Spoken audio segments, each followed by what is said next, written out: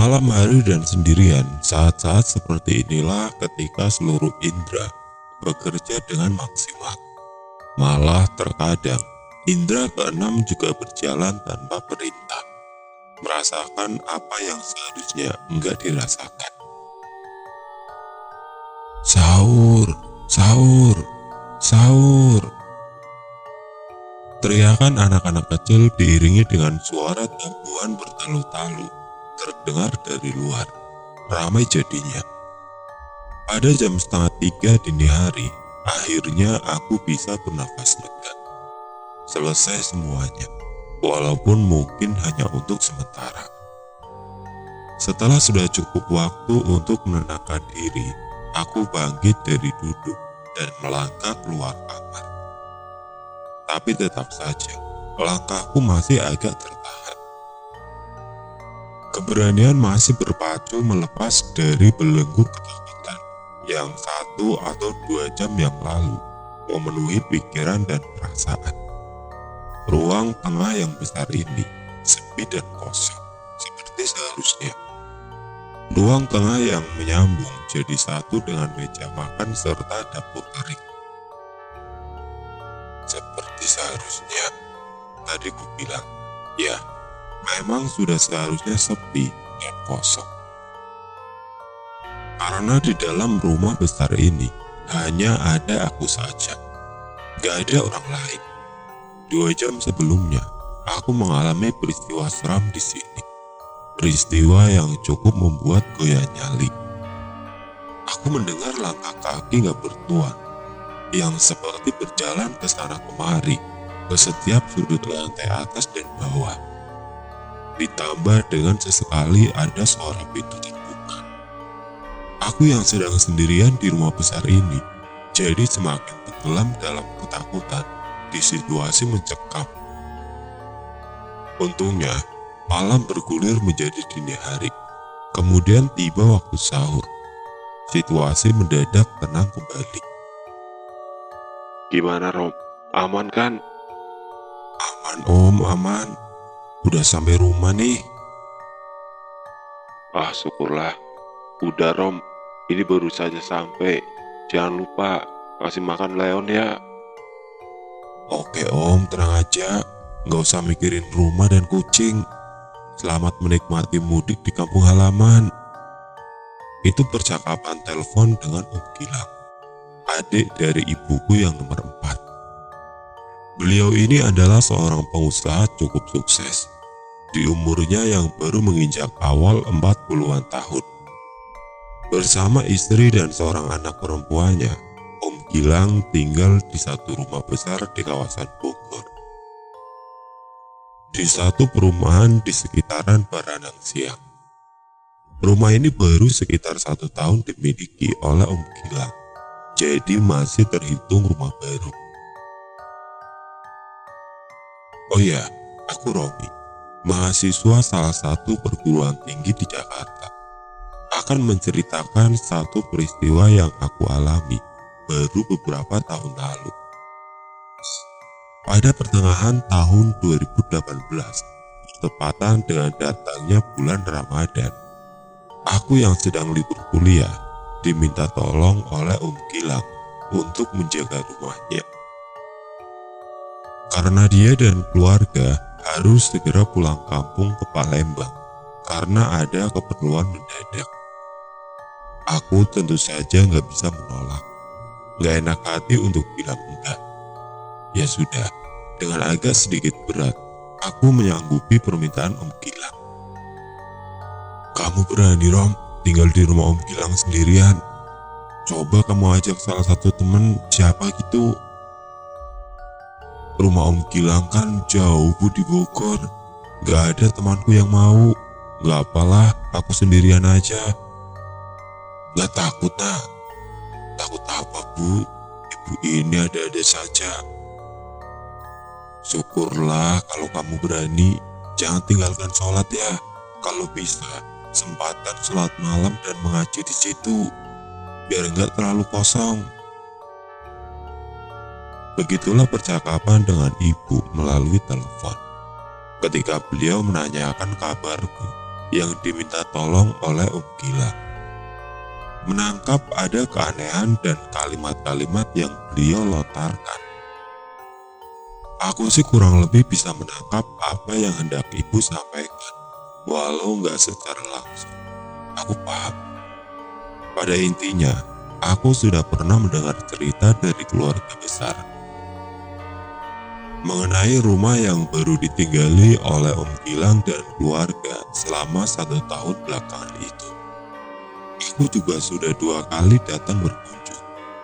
Menurutku, rumahnya sangat besar, bertingkat, walaupun halaman enggak terlalu luas, dan jarak dengan rumah di sebelahnya pun agak rapat. Tapi tetap saja rumah yang besar. Nggak tahu gimana cara menjelaskannya. Menurutku suasana rumah ini enggak begitu enak.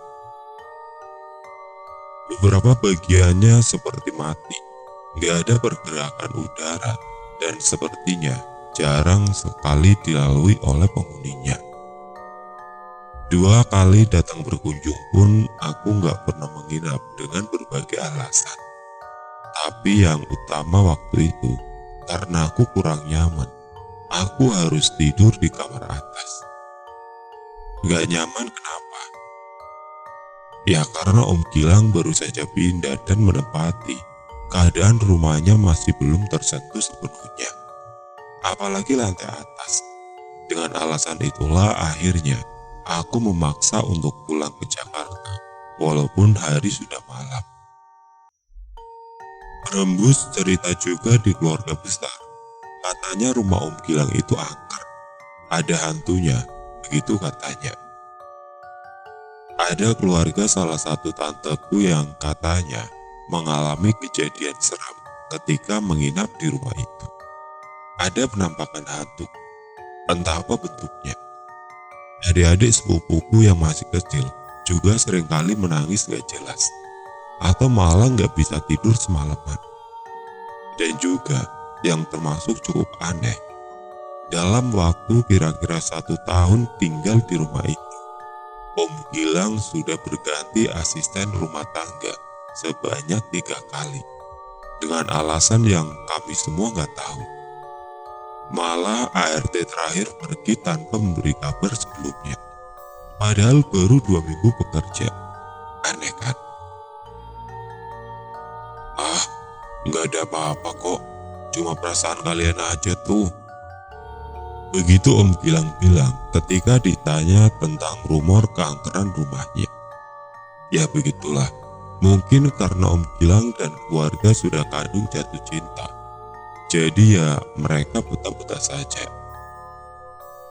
Sampai akhirnya pada suatu Ramadan, aku harus tinggal beberapa hari di rumah ini dan merasakan beberapa keganjilan, dari yang biasa saja sampai dengan yang benar-benar sampai menguji keimanan.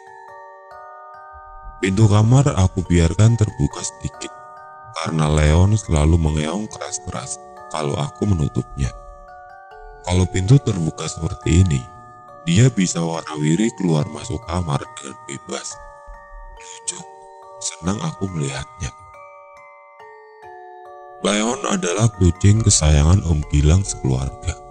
Kucing gemuk corak hitam putih. Leon termasuk kucing yang mudah jinak dengan semua orang. Masih jam 9:30, sesampai di rumah sepulangnya dari masjid, aku sempatkan diri untuk bersantai di tempat tidur sambil memainkan ponsel. Nasi bungkus yang aku beli dalam perjalanan pulang tadi sudah aku taruh di meja makan. Belum berhasrat aku untuk memakannya. Dari awal sebelum masuk Ramadan, seperti Ramadan sebelumnya, aku berniat untuk memperbanyak ibadah di bulan suci ini. Salah satu yang akan aku maksimalkan adalah sholat malam dan mengaji setelahnya. Makanya apapun yang terjadi di sini, di rumah ini, aku gak boleh kalah. Kalah dengan ketakutan akan hal-hal gaib menyeramkan. Gak mau rasa takut ke mereka jadi melebihi ketakutanku akan dosa, atau malah menghalangi untuk beribadah mendapatkan pahala. Itu gak boleh terjadi. Ini bulan suci penuh berkah dan ampunan. Kesempatan bagi kita untuk mendapatkan pahala sebanyak-banyaknya.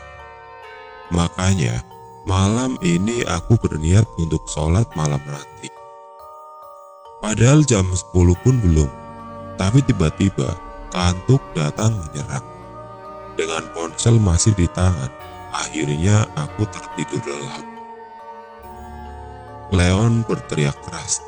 Dia duduk persis di depan pintu kamar yang masih dalam keadaan terbuka, membuat aku jadi terjaga. Tapi Leon gak menghadap ke kamar.